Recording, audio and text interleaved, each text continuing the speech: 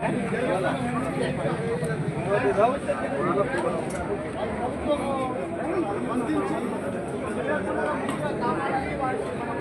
వేసుకొని వచ్చి ఆయన ట్రస్ట్ని ఒక ఆయన కలిగించి ఆయనకు ఒక గైడ్లైన్స్ ఇచ్చి నువ్వు ప్రతి సీసీ కెమెరా కాడ ఉన్న కాడల్లా నువ్వు అవసరమైతే కింద పడాలి, లేదంటే తాగినట్టు ఉండాలి, లేదంటే వైన్ షాప్ కాడ ఉంటే వైన్ షాప్ కాడ నువ్వు నిలబడాలి, లేదంటే ఆ మంచికి ఒక మంచిని ప్రత్యేకంగా పెట్టి ఫోటోలు కొట్టేటువంటి చిత్రీకరణ నిజంగా ఎక్కడ కూడా జరగలేదు. ఇక ప్రవీణ్ కుమార్ జరిగినటువంటిది సంఘటన ప్రపంచ దేశాలు మరి మనకి ట్రంప్ కూడా దీని స్పందించిండు.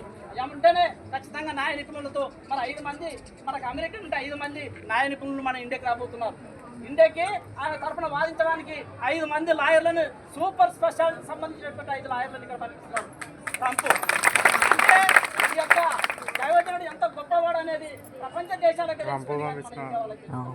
ఎందుకంటే ఆయన సత్యాలను బోధించేటువంటి వ్యక్తి. నిజంగా క్రైస్తవ మతం అంటే ఒక శత్రువుని కానీ లేదంటే శత్రువుతో పెంచుకునేది కానీ లేదంటే వాటితో వ్యతిరేకించడం కానీ అనేటువంటిది కాదు.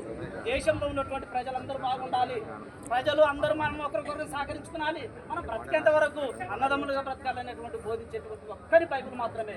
మిగతాది ఎక్కడ దాంట్లో కూడా ఏ గ్రంథంలో కూడా ఇటువంటిది న్యాయంగా ఇటువంటి అందరూ కలిసి ఉండాలి, ఒకరి మీద ఒకరు దూషించకుండా ఉండాలనేది ఎక్కడ కూడా లేదు. ఓన్లీ క్రైస్తవ మతంలో మాత్రమే ఉన్నది. యేసు ప్రభువుని పట్టించినప్పుడు ఆయనకు ఒక నాణ్యాలకి అప్పచెప్పినప్పుడు యేసు ప్రభు పట్టిస్తుంటే కూడా ఆయన పట్టించినటువంటి క్షమించింది.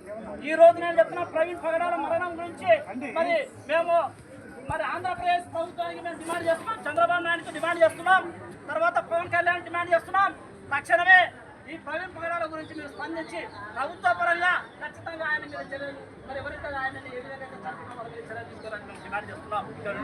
నిజంగా ఈ ప్రవీణ్ పగడాల చాలా ఒకటి అన్నారు, క్రైస్తవులు క్రిస్టియన్స్లు చర్చిలో ఉన్నప్పుడు మాత్రమే క్రిస్టియన్స్లు, మసీదులో ఉన్నప్పుడు మాత్రమే వాళ్ళు ముస్లిమ్స్లు, తర్వాత వచ్చేసి దేవాలయాల్లో ఉన్నప్పుడే వాళ్ళు హిందువులు, క్రైస్తవులు చర్చిలో ఉన్నప్పుడు బయటకు వస్తే వాళ్ళు భారతీయులు, మరి క్రిస్టియన్ వాళ్ళు ముస్లిమ్స్ మసీదులో ఉన్నంత వరకే వాళ్ళు ముస్లిమ్స్, బయటకు వస్తే వాళ్ళు భారతీయులు, మరి తర్వాత వచ్చేసి హిందువులు